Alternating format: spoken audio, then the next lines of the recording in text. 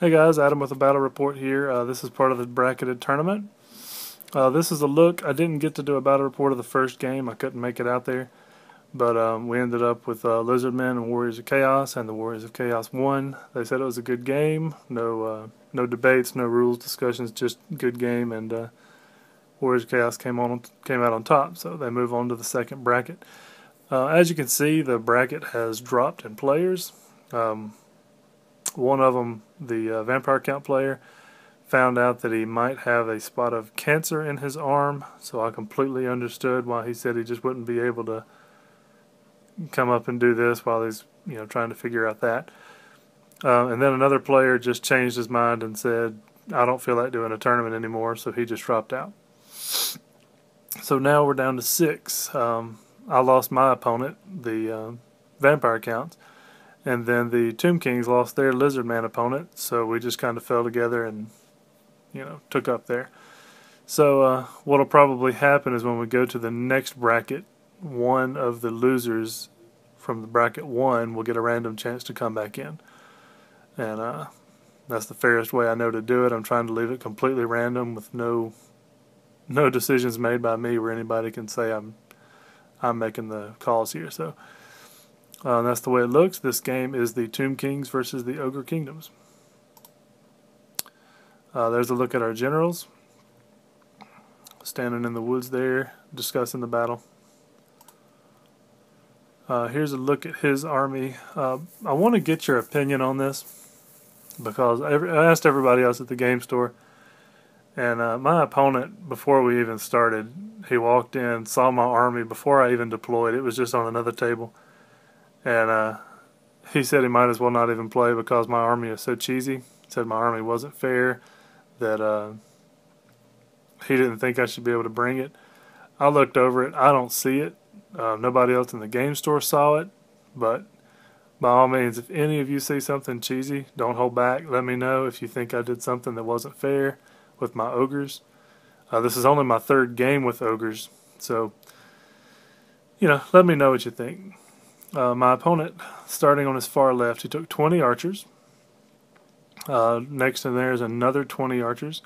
Standing right behind him by himself, if you can see him, is a level 2 caster back there. And I tell you, this is something, he was so adamant about me being cheesy. I'm very lenient in my games.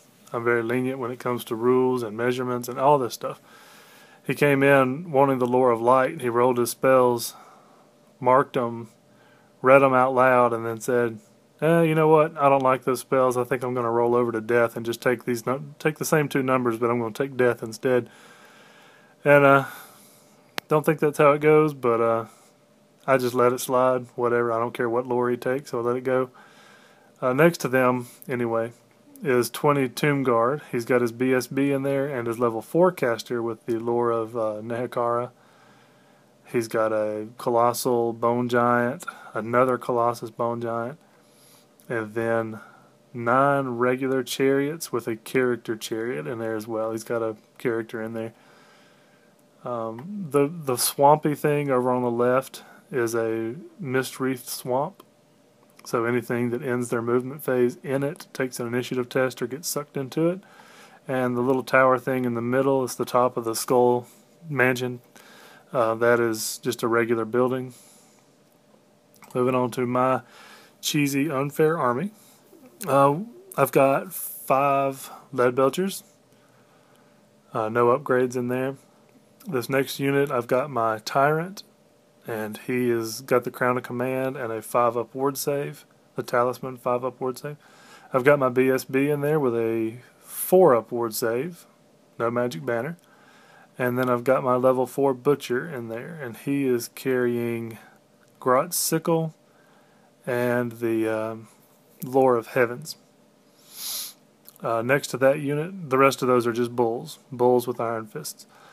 The next unit over is my man-eaters. They're carrying the sniper rule. They've each got a brace of pistols, ogre pistols, and they've got poison attacks, so I can single out characters and 6's auto wound. I've taken that twice. One game it did me good. I was picking out characters out of units, and I loved doing that. Second game it did absolutely nothing. I think both of those battle reports are up too in my previous game, so you can see it. But next to them, I've got 10 Noblar Trappers.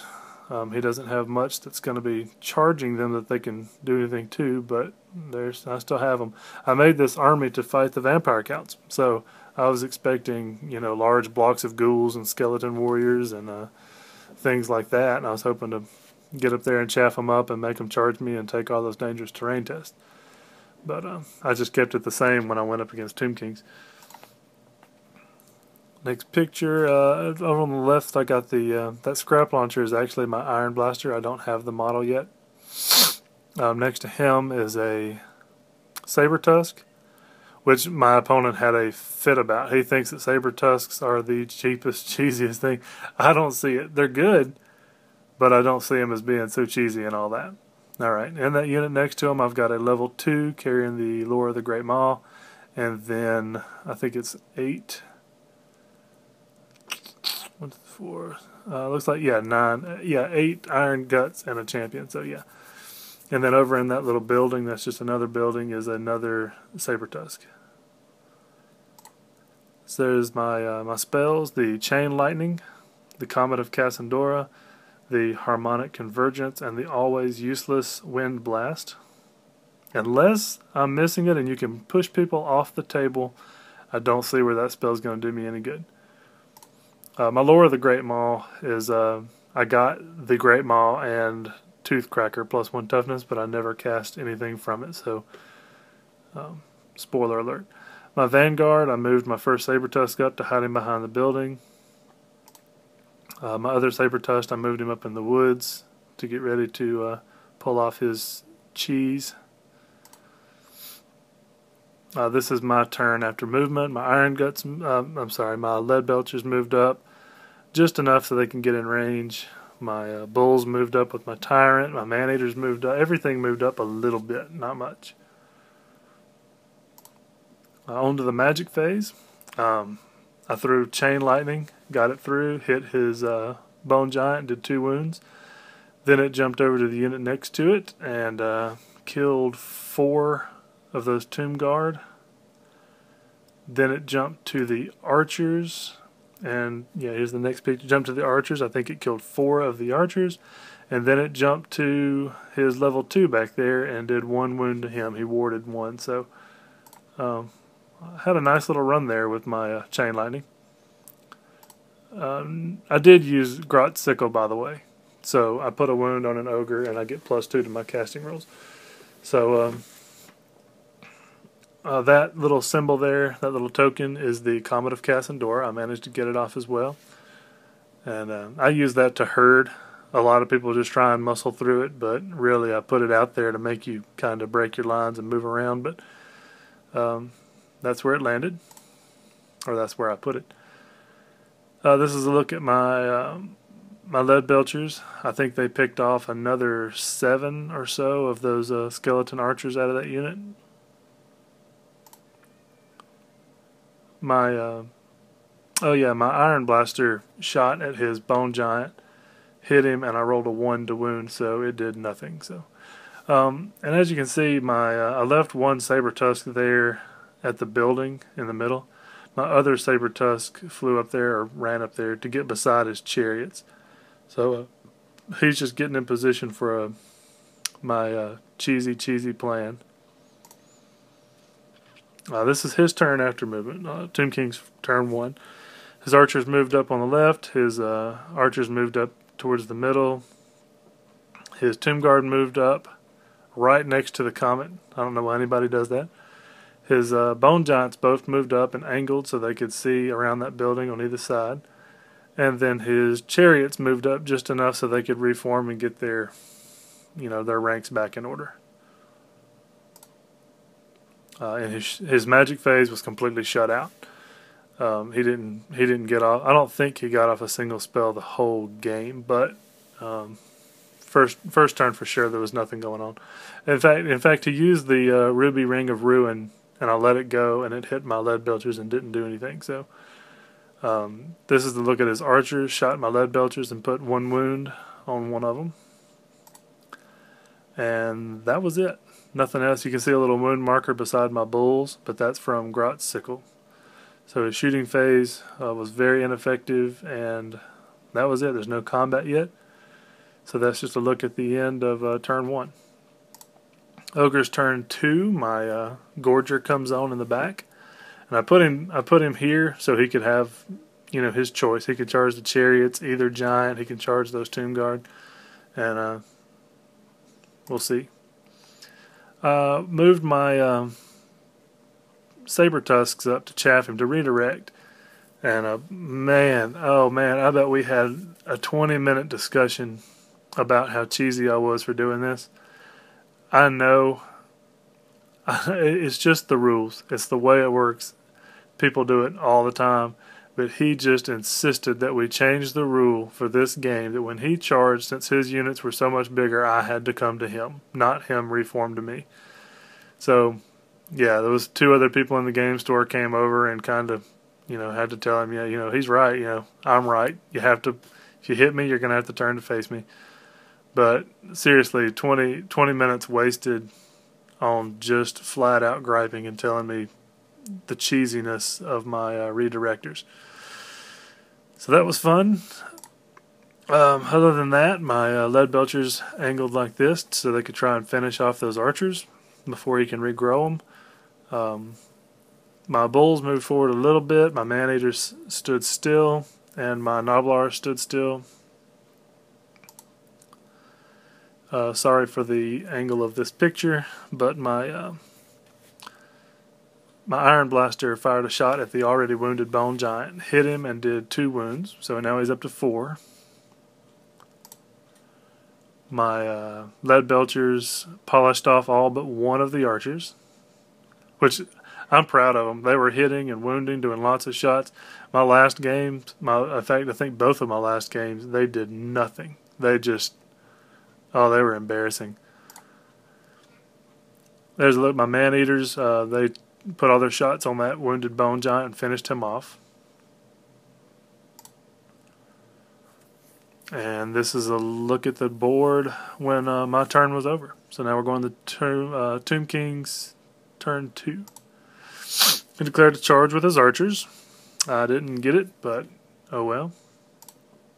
Then all the finagling and getting down even with the board and all this kind of stuff.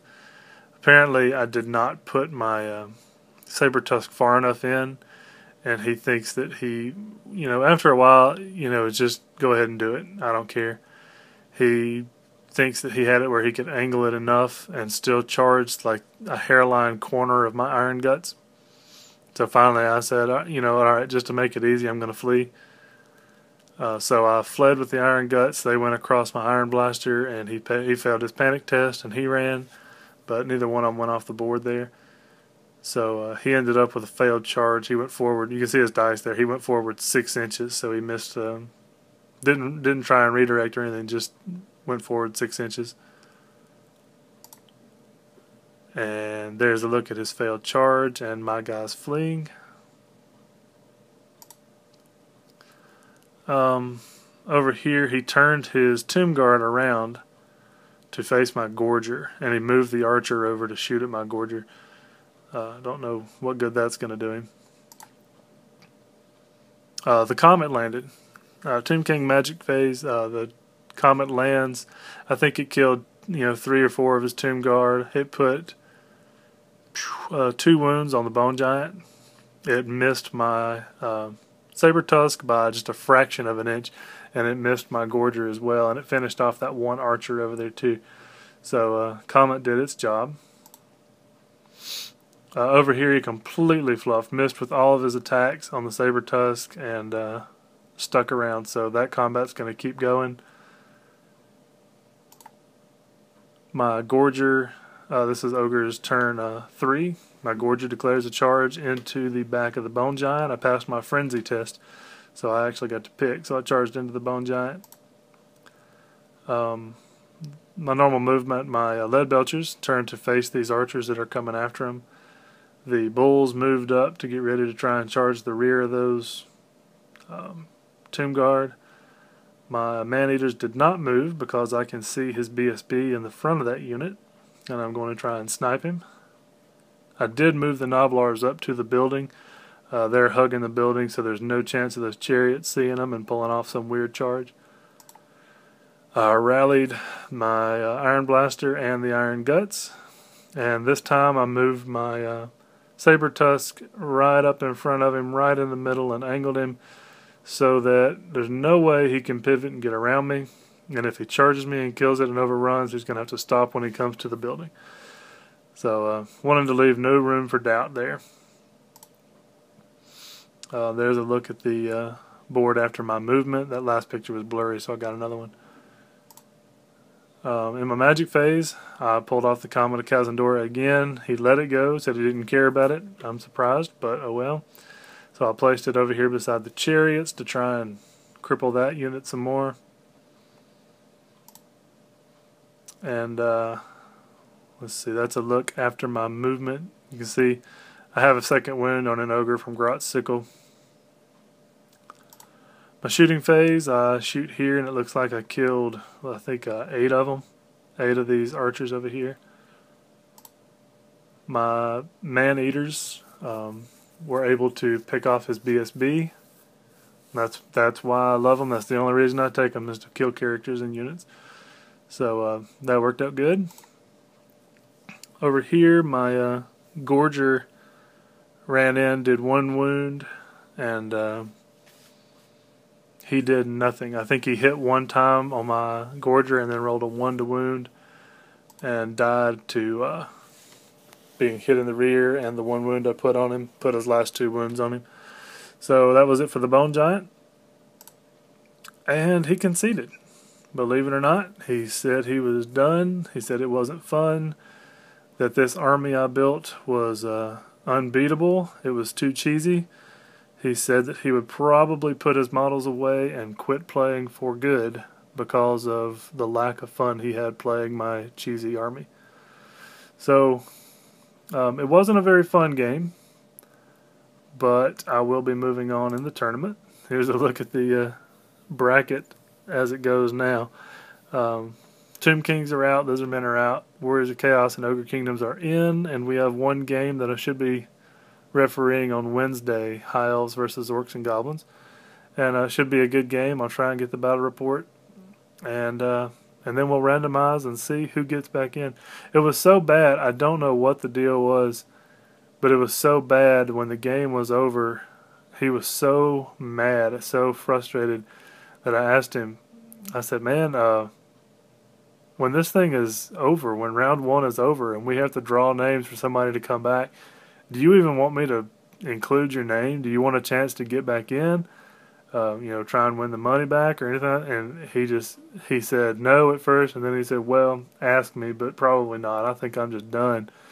And I don't see it. Like I said, there was no arguments, nothing like that. He just thinks that my army, the ogres and everything I took, was the cheesiest thing he had ever seen. So please comment. Let me know what you think. Because if I'm doing something that's cheesy, I will change it. I hate a cheesy army. A cheesy list. If somebody just thinks that ogres are cheesy in general, then too bad. But if something I'm taking is unfair or anything like that, let me know and I will change it, because I do not like people saying that my stuff is cheesy. I will not take a cheap army. So thanks for watching. Be sure to subscribe or comment below. And I appreciate it, and I'll see you in the next one.